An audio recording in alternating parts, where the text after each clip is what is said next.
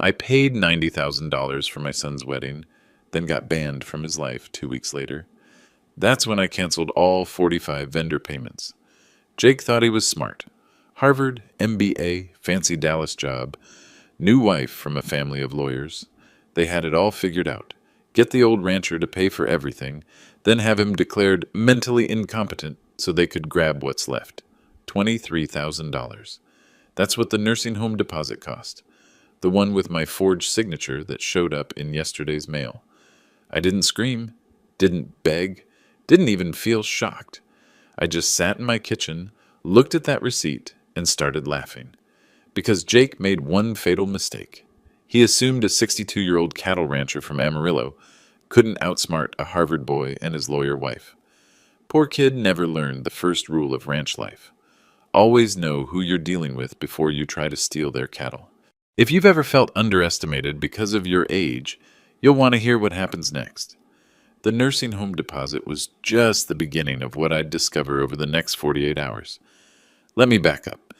3 months ago, Martha's medical bills finally cleared probate. The ranch had been in our family since 1892.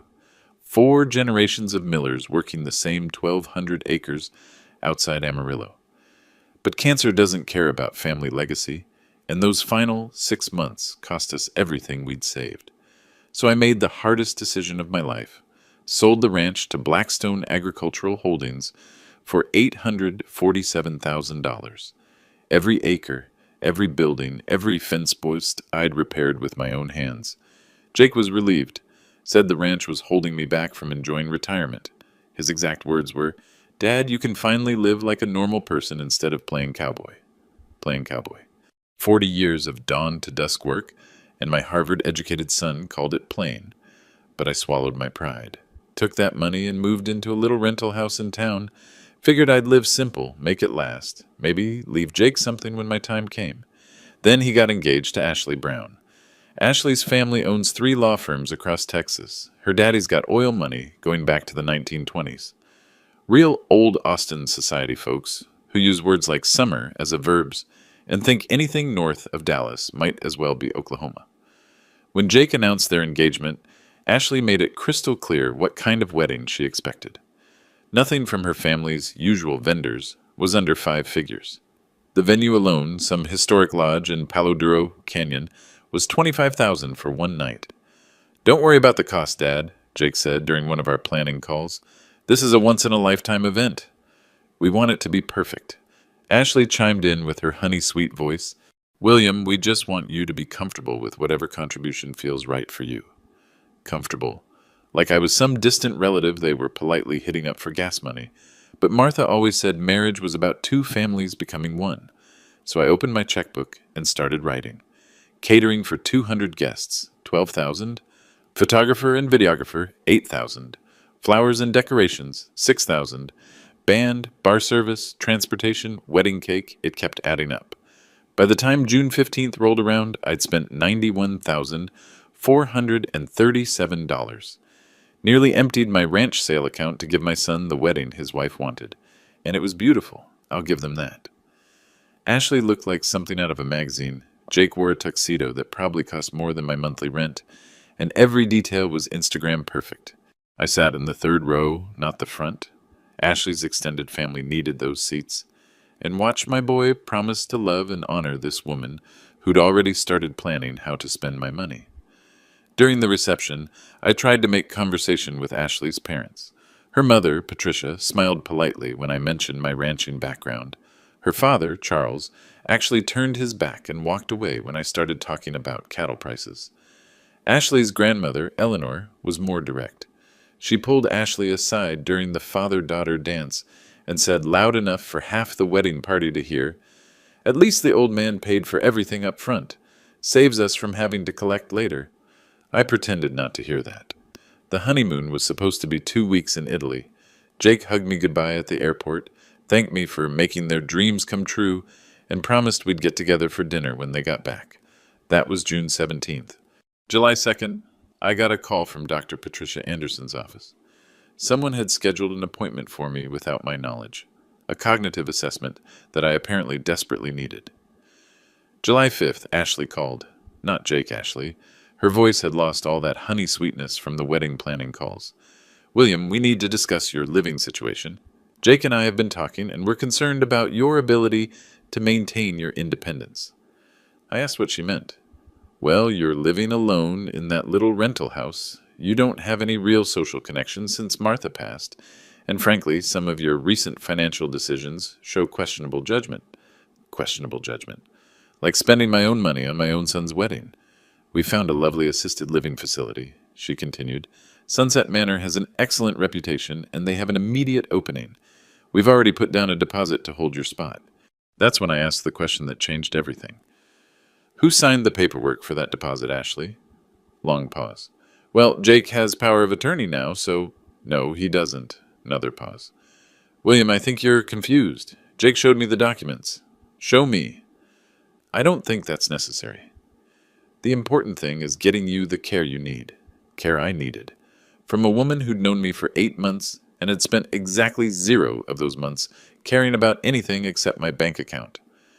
That night I drove over to Sunset Manor. Nice place, I'll admit. $23,000 deposit for a premium suite overlooking the garden. The paperwork was all there in the office, filed and official. My signature was on every page. Problem was, I'd never set foot in that building before in my life. That's when Ashley made her fatal error. She decided to get Jake involved in what she probably thought would be a simple conversation with a confused old man. July 8th, 3 days after my Sunset Manor discovery, my phone rang at 6:30 in the morning. Jake's number, but when I answered, I could hear Ashley coaching him in the background. Dad, we need to talk. Jake's voice sounded strained, like he was reading from a script. Ashley and I are worried about you. I switched on the recording app I'd downloaded to my phone. Old dog, new tricks. What exactly are you worried about, son? Well, you're showing signs of confusion. Memory problems. Dr. Patterson thinks you might be developing dementia. Which Dr. Patterson would that be, Jake? Because I've never heard of any Dr. Patterson. I heard Ashley whisper something, then Jake cleared his throat. Dad, that's exactly what we're talking about. You met with Dr. Patterson last month. You don't remember because your short-term memory is deteriorating. Is that right? What did this Dr. Patterson and I discuss? Your cognitive decline. The unsafe living conditions in your rental house. The need for professional supervision. I could hear Ashley getting impatient in the background. Then she grabbed the phone. William, this is exactly the kind of paranoid, defensive behavior Dr. Patterson warned us about. You're becoming a danger to yourself. Ashley, sweetheart, I've got a question for you. Of course, William. We're here to help. If I'm so confused and paranoid, how did I manage to write $91,000 worth of checks for your wedding without making a single mistake? Silence. I mean, that's pretty impressive cognitive function for someone with dementia, don't you think? Every vendor paid exactly the right amount, every contract signed correctly, every bank transfer processed without a hitch. More silence. Hell, I even remembered to tip the valet parking guys an extra $200 because you specifically asked me to. That's some pretty detailed memory work for a man who can't remember meeting doctors. Jake got back on the phone. Dad, you're not making sense? We're trying to help you. Help me what, exactly?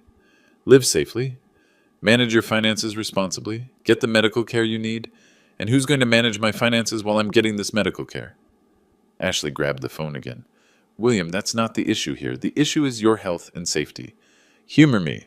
Who handles my money if I'm declared incompetent? Well, Jake would need to take over those responsibilities, but Jake?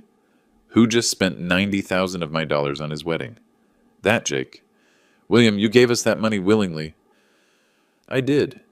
And now you want to take the rest of it unwillingly.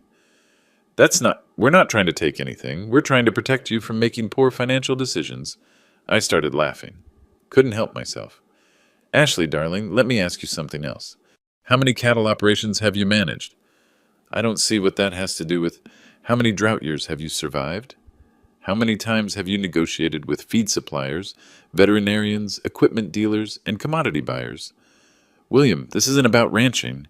How many times have you calculated carrying capacity for grazing land, planned breeding schedules, or managed seasonal cash flow for an agricultural operation? That's completely irrelevant to your current mental state. Is it? Because I did all of those things successfully for 40 years. built a business that supported my family, paid for Jake's education, and left me with enough money to sell for nearly $900,000. But now, 8 weeks after writing your wedding checks, I'm suddenly too incompetent to manage my own affairs? Jake jumped back in. Dad, ranching and personal finances are different things. You're right, son. Personal finances are a hell of a lot simpler than ranching. No weather variables, no livestock diseases, no commodity price fluctuations. Just basic arithmetic and common sense. Ashley's voice got sharper. William Dr. Patterson specifically noted your tendency toward grandiose thinking about your past accomplishments. That's a classic symptom of... Which brings me back to my original question. What's Dr. Patterson's first name? Silence. What medical school did he attend? What's his office address? When exactly did I meet with him? More silence. Because I've been thinking about it, and I can't seem to recall this appointment that I apparently forgot I had. Funny thing about that. Jake tried to recover. Dad, that's exactly the problem. You can't remember important medical appointments. Or maybe, just maybe, there never was an appointment. Maybe there never was a doctor. Patterson, maybe you two cooked up this whole dementia story to justify stealing my money. Ashley's mask finally slipped. William, you clearly can't handle complex financial decisions anymore. The nursing home deposit proves you're confused about your own affairs. The nursing home deposit? Yes, let's talk about that. What about it? Who signed the paperwork, Ashley? You did, obviously. Show me the security footage. What? Sunset Manor has security cameras in their office. Show me the footage of me signing those papers. Another long silence. Or better yet, I continued, let's call them right now and ask them to describe the man who came in to make that deposit. Height, weight, age, distinguishing characteristics.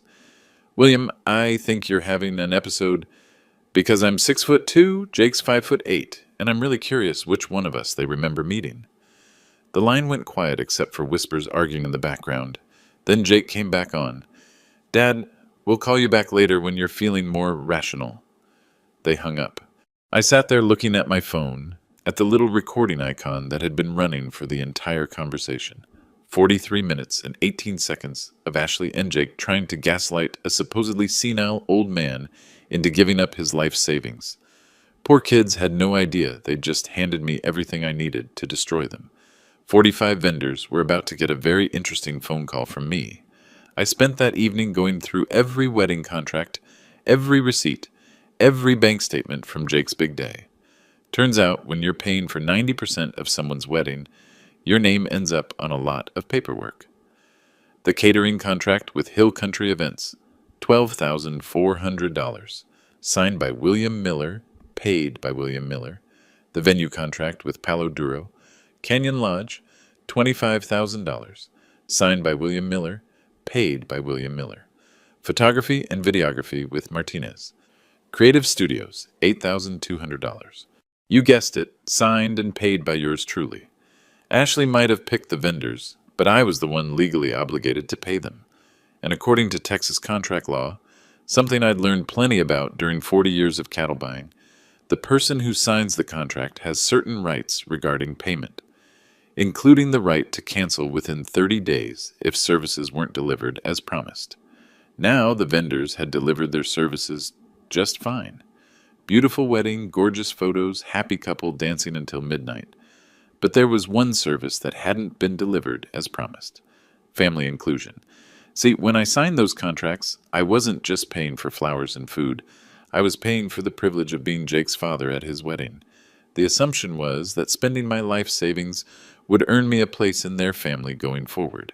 Instead, I got a forged nursing home deposit and a lecture about my failing mental capacity. That felt like breach of contract to me. I started with the biggest vendor first, called Palo Duro Canyon Lodge at 8 a.m. sharp on July 9th. This is William Miller. I paid for the Miller-Brown wedding on June 15th.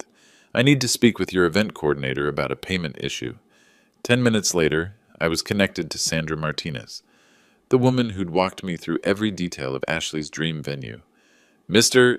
Miller, how wonderful to hear from you. I hope Jake and Ashley loved their reception. The photos looked absolutely stunning.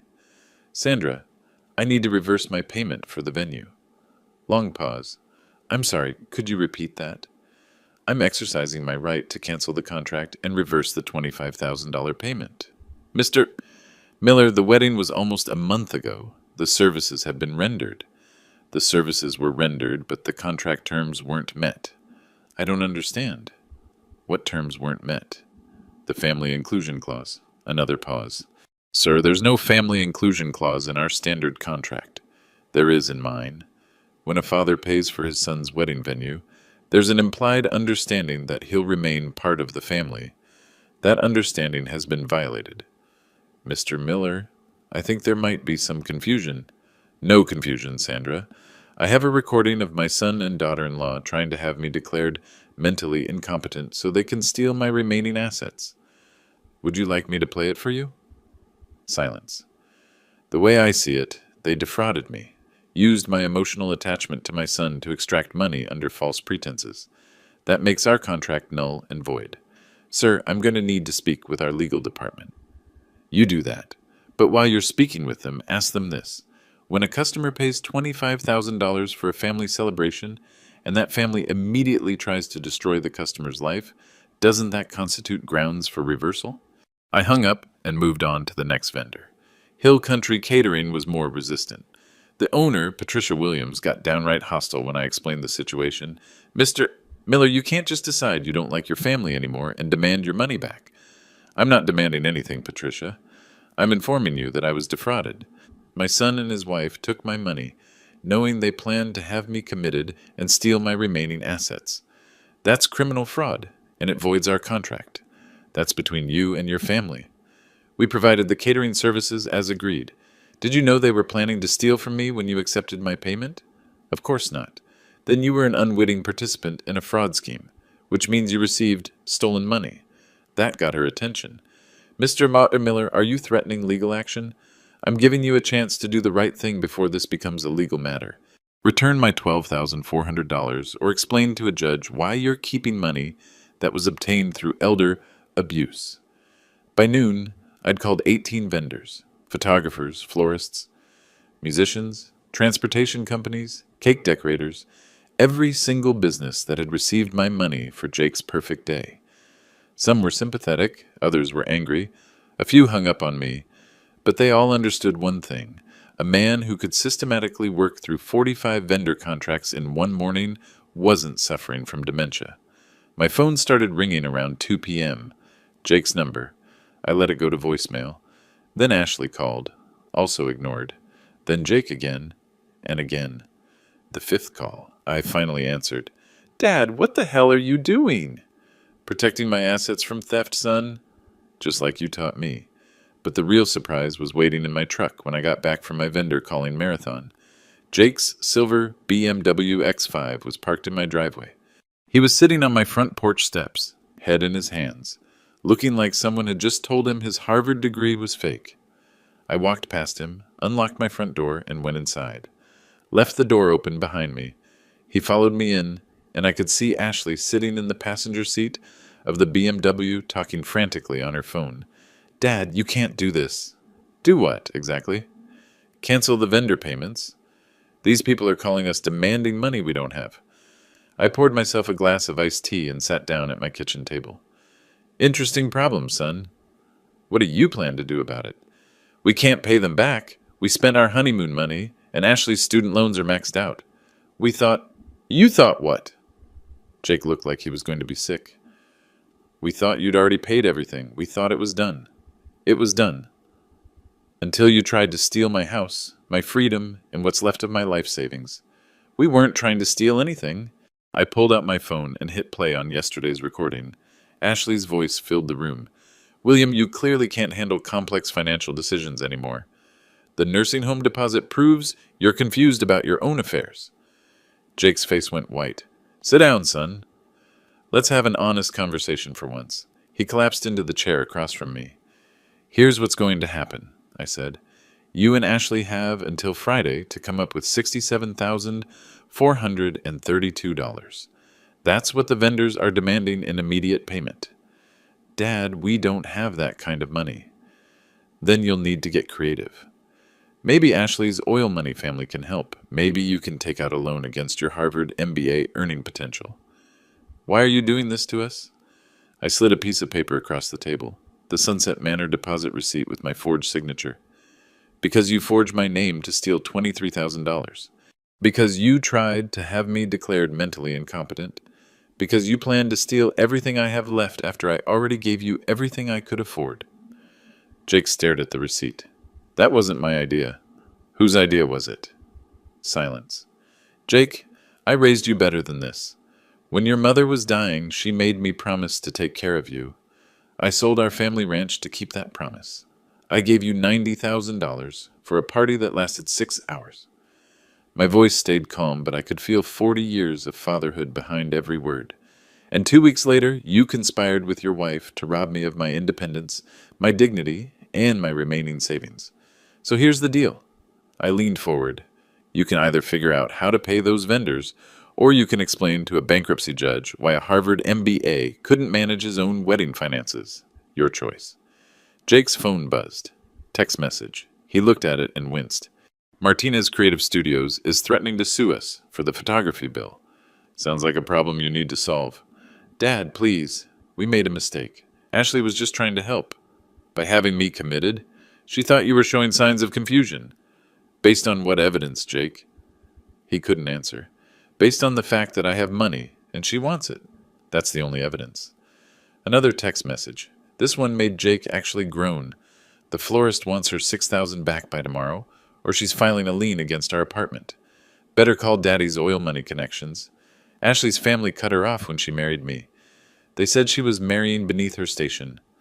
That was news to me. Is that right? They only showed up to the wedding because we told them you were paying for everything. They figured if you could afford a $90,000 wedding, you must be worth keeping around. The picture was getting clearer. Ashley's family wanted nothing to do with Jake, but they were happy to let me fund their daughter's lifestyle. So let me understand this. Ashley's rich family won't help her, but she thought she could steal my money to maintain her standard of living. Jake nodded miserably. And you went along with this plan because I wanted her to be happy. Because I thought you had more money than you needed? Because I figured you'd never find out about the nursing home thing. Never find out about the forgery, you mean? It wasn't supposed to be permanent.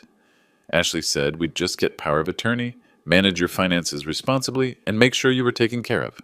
By putting me in an institution against my will. By getting you proper care. I held up my hand. Jake, stop. Just stop lying.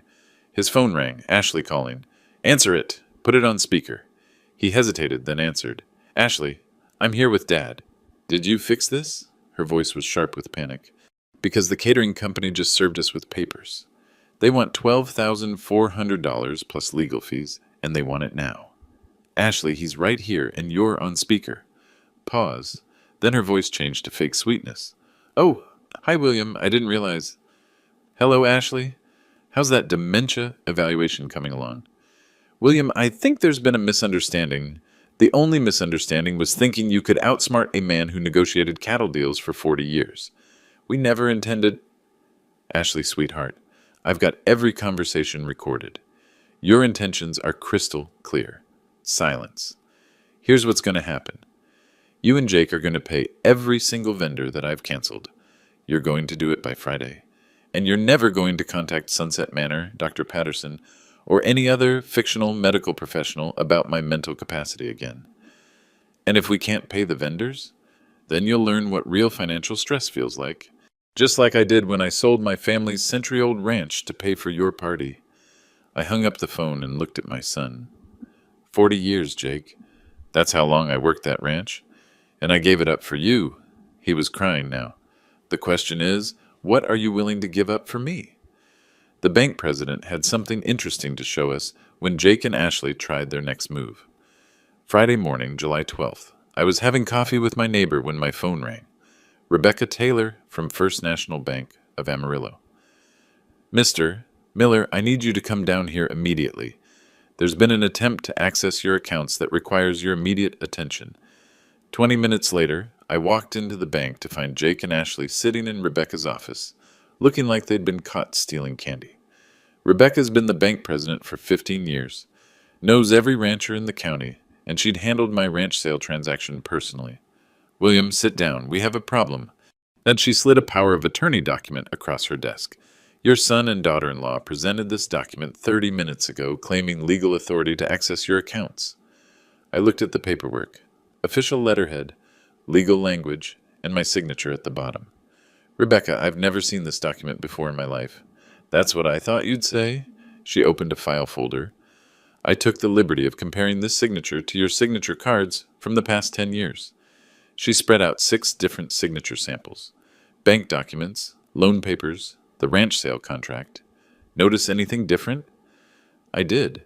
My real signature has a distinctive loop in the W that comes from 40 years of signing cattle sale receipts with work gloves on. The power of attorney's signature was too neat, too careful. This isn't my signature, Ashley spoke up. William, you're confused again. You signed this last month when we discussed your financial planning. Rebecca cleared her throat.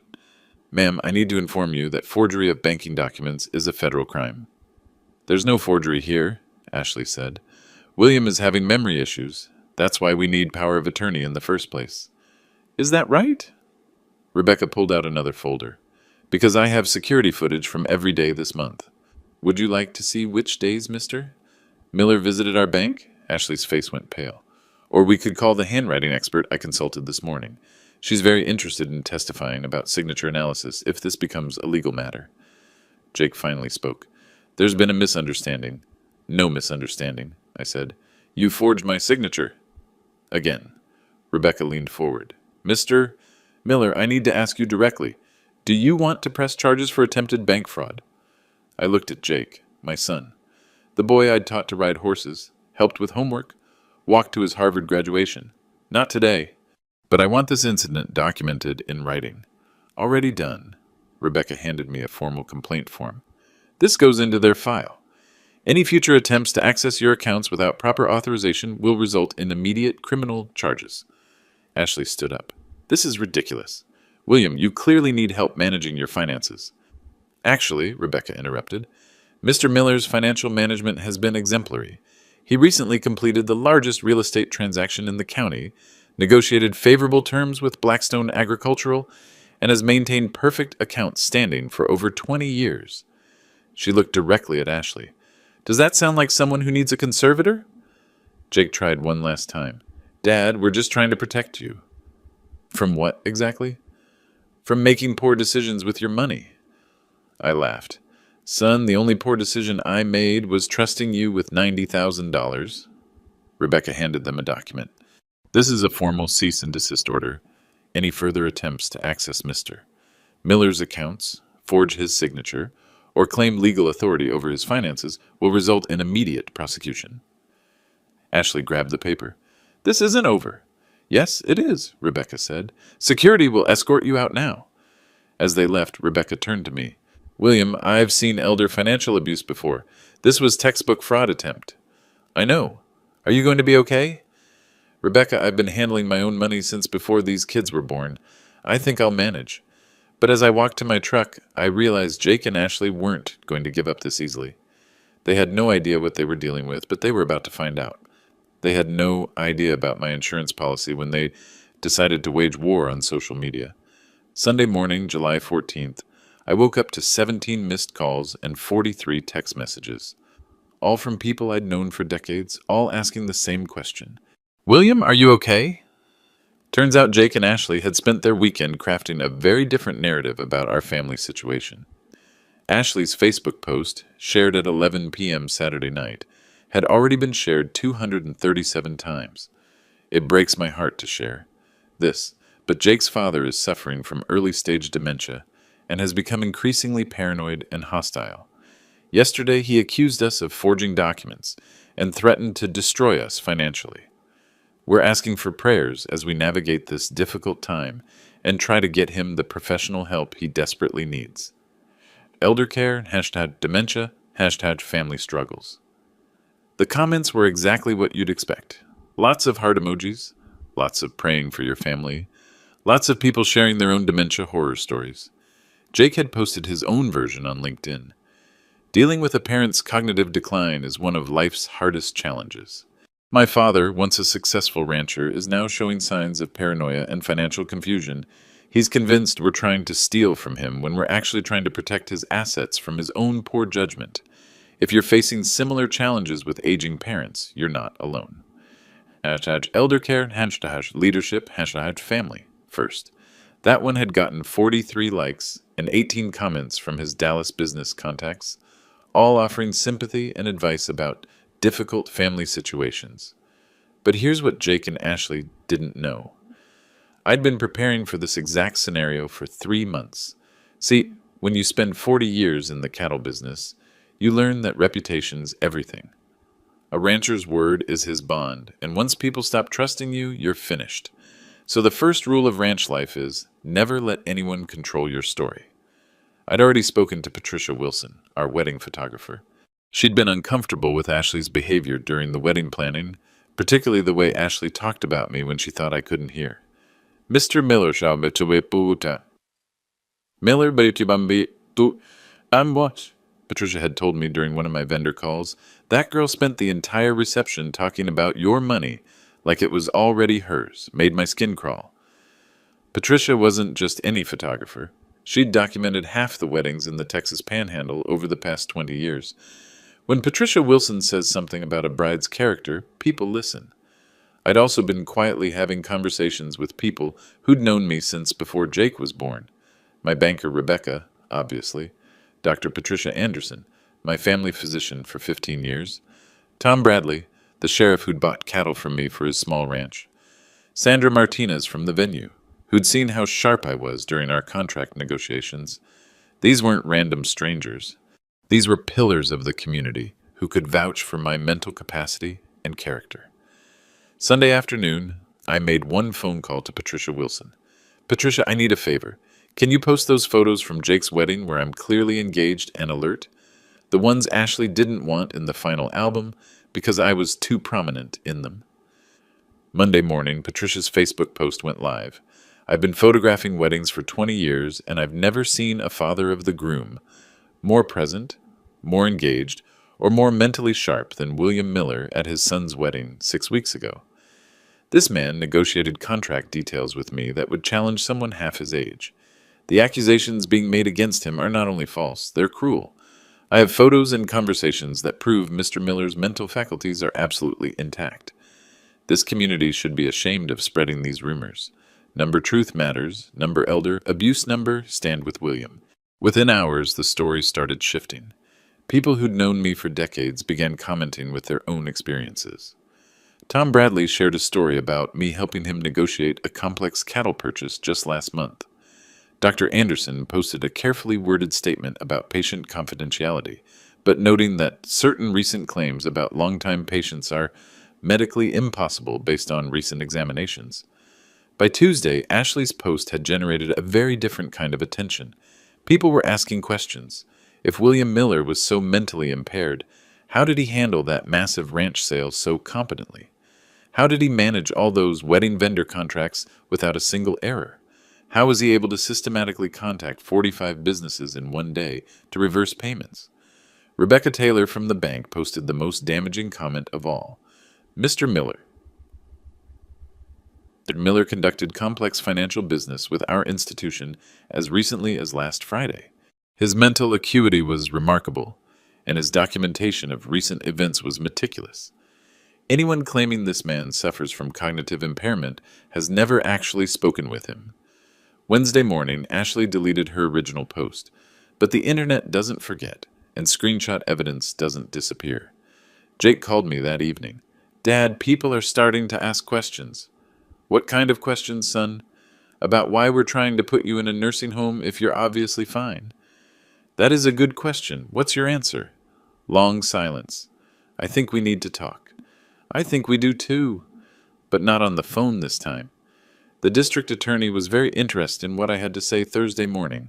I'd spent Tuesday and Wednesday organizing everything into what Martha used to call my lawsuit folders, the same meticulous filing system I'd used for 40 years, of cattle contracts, insurance claims, and government inspections. Folder 1, Financial Fraud Evidence. Bank statements showing the $847,000 ranch sale deposit on March 15th. wedding expenses totaling $91,437, all paid between April 1st and June 10th. The forged Sunset Manor deposit receipt for $23,000, dated July 1st. Folder 2, Signature Analysis. 6 examples of my authentic signature from the past decade, compared to 3 forged documents. The nursing home paperwork, the attempted power of attorney at First National Bank, and what turned out to be a forged medical consent form that Dr. Martinez's office had received but never processed. Folder 3, Recorded Conversations.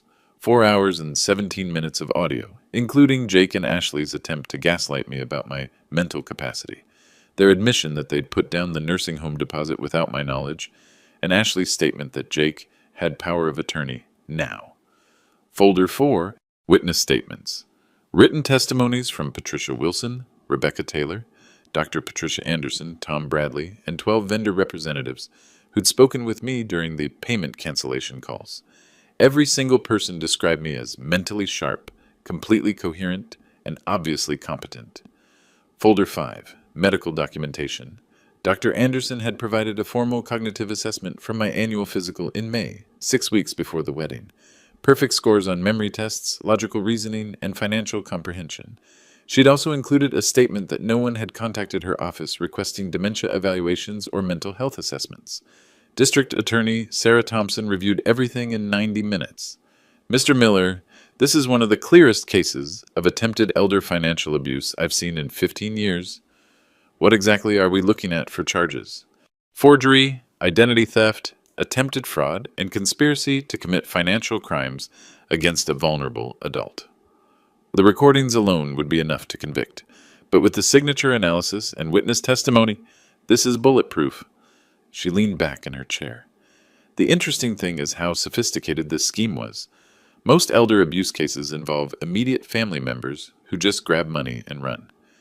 Your son and daughter-in-law created an elaborate long-term plan. How long-term? Based on the timeline you've provided, they started planning this before the wedding. The nursing home deposit was made 3 weeks after you paid the final wedding bill. They waited just long enough for your money to clear, then immediately moved to phase 2. Sarah pulled out a legal pad. Walk me through the nursing home visit again. I drove over there July 7th, the day after Ashley told me about the deposit. Spoke with the administrator, Margaret Collins. She showed me the paperwork, said a family member had toured the facility and made the deposit in person. Did she describe this family member? 5'8", brown hair, mid-20s, very polite. Claimed to be my son making arrangements for his father's care. That's Jake. But here's the interesting part. Margaret said he knew details about my financial situation that he shouldn't have known. My social security number, my bank account information, even the exact amount I'd received from the ranch sale. Sarah made notes. How would he have gotten that information? I've been thinking about that. The only way Jake could have known those details is if he'd been monitoring my accounts somehow, or if Ashley had used her legal connections to access information she shouldn't have. We can subpoena bank records to see if there were any unauthorized access attempts. I handed her one more folder. You might want to look at this first. Inside were printed emails between Ashley and someone named Marcus Chen at Austin Financial Services. The emails were dated 2 weeks before the wedding. How did you get these? Jake left his laptop open at my house during our argument last week. I might have accidentally seen his email when I was trying to help him find his car keys. The emails were damning. Ashley had contacted a financial planning service about managing inherited assets and expedited conservatorship procedures for elderly clients showing cognitive decline. The final email, sent June 13th, 2 days before the wedding, included this line. Client expects to receive full financial control within 60 to 90 days following family celebration. Asset value approximately $750,000 liquid plus property holdings. Sarah read the emails twice. They were planning this before they even said, I do. Gets worse. Look at the reply from Marcus Chen. The financial planner had sent Ashley a detailed breakdown of fees for elderly asset management services, including a 20% commission on successfully transferred holdings and a monthly management fee of $2,000. They weren't just planning to steal my money, I said. They were planning to pay someone else to help them do it. Sarah closed the folder. Mr. Miller, I'm going to be honest with you. This case is going to destroy your relationship with your son permanently. Sarah, my relationship with my son was destroyed the moment he forged my signature. Are you absolutely sure you want to proceed with criminal charges? I thought about Martha, about the 40 years we'd spent building something to leave our son, about the ranch I'd sold to pay for his education and his wedding. I'm sure. Then let's finish this. The annual Ranchers Association meeting at the Amarillo Civic Center was about to become something nobody expected. Saturday evening, July 20th, 237 members of the Texas Panhandle Cattlemen's Association gathered for our monthly meeting. These weren't just ranchers. We had feed suppliers, veterinarians, equipment dealers, bankers, and half the county commissioners. When you want word to spread in rural Texas, this is where you come. I'd requested 15 minutes on the agenda to discuss elder financial fraud in our community. Association President Buck Henderson thought I was going to talk about protecting seniors from phone scams and internet predators. He had no idea what was coming. Jake and Ashley showed up 20 minutes late, which told me they'd heard about my presentation through the grapevine. Ashley looked nervous. Jake looked sick. They sat in the back row, probably hoping to slip out early if things got uncomfortable. Buck introduced me at 8:15. William Miller's been a member of this association for 38 years. Served on our board, helped organize disaster relief during the drought of 2008, and just completed one of the largest ranch sales in county history. Tonight, he's going to talk about protecting our senior members from financial predators. I walked to the front with my laptop and a folder thick enough to stop a bullet. Thank you, Buck. Before I start, I want to say that everything I'm about to tell you is documented, recorded, and has been reviewed by the district attorney's office. That got everyone's attention. Phones came out. People leaned forward. 3 months ago, I sold the Miller family ranch for $847,000. 4 generations of my family had worked that land, but Martha's medical bills required the sale. I used $91,000 of that money to pay for my son Jake's wedding. I gestured toward the back of the room. Jake's here tonight, along with his wife Ashley. I want them to hear this. The room got very quiet. 2 weeks after the wedding, I discovered that someone had forged my signature to place a $23,000 deposit at Sunset Manor Nursing Home. When I confronted my son about this, he claimed I was suffering from dementia and needed immediate professional care. Murmurs started rippling through the crowd. Here's the first recording I want you to hear. I connected my laptop to the sound system and played Ashley's voice. William, you clearly can't handle complex financial decisions anymore. The nursing home deposit proves you're confused about your own affairs. Then Jake's voice. Dad, you're showing signs of confusion. Memory problems. Dr. Patterson thinks you might be developing dementia. I stopped the recording. Dr. Patterson doesn't exist. There was no medical evaluation. This was a fabricated story designed to justify stealing my remaining assets. The room was dead silent now. I could see people looking back at Jake and Ashley, who were both staring at the floor. But it gets worse. Here's what Jake told me about managing my finances. Jake's recorded voice filled the room. Well, Jake would need to take over those responsibilities, but... And here's Ashley explaining why this was necessary. Ashley's voice. William, Dr. Patterson specifically noted your tendency toward grandiose thinking about your past accomplishments. That's a classic symptom of... I stopped the playback. Grandiose thinking about my past accomplishments. 40 years of successful ranching, apparently, was just delusion. Buck Henderson spoke up from the front row. William, are you saying your son tried to have you declared incompetent? I'm saying my son and his wife developed a systematic plan to steal my money by claiming I was mentally unfit. They forged my signature multiple times, attempted to access my bank accounts illegally, and conspired with a financial planning service to manage my inherited assets. I opened my folder and pulled out the printed emails. These are communications between Ashley and Austin Financial Services, dated 2 weeks before the wedding. Quote, Client expects to receive full financial control within 60 to 90 days following family celebration. Asset value approximately $750,000, liquid plus property holdings. The murmurs got louder. Someone in the middle of the room said, Jesus Christ. They weren't planning to wait for me to die. They were planning to have me declared incompetent immediately after I paid for their wedding. Dr. Patricia Anderson stood up. She'd been treating half the people in this room for 20 years. William, I examined you in May for your annual physical. Cognitive assessment, memory tests, logical reasoning, perfect scores across the board. Anyone claiming you have dementia is either lying or has never actually examined you. Rebecca Taylor from First National Bank raised her hand. I need to add something. Last Friday, Jake and Ashley presented forged power of attorney documents to access William's accounts. The signature analysis showed clear evidence of forgery. I have security footage and handwriting expert testimony. Patricia Wilson, the photographer, stood up next. I worked with William for 3 months planning Jake's wedding. Contract negotiations, timeline management, vendor coordination. This man handled details that would challenge someone half his age. The idea that he's mentally impaired is absurd. I could see Jake trying to get Ashley to leave, but she was frozen in her seat. Sheriff Tom Bradley spoke from the side of the room. William, have formal charges been filed? As of Thursday morning, yes. The district attorney has evidence of forgery, identity theft, attempted financial fraud, and conspiracy to commit crimes against a vulnerable adult. The room erupted in conversation. People were turning around to stare at Jake and Ashley, who looked like they wanted to disappear.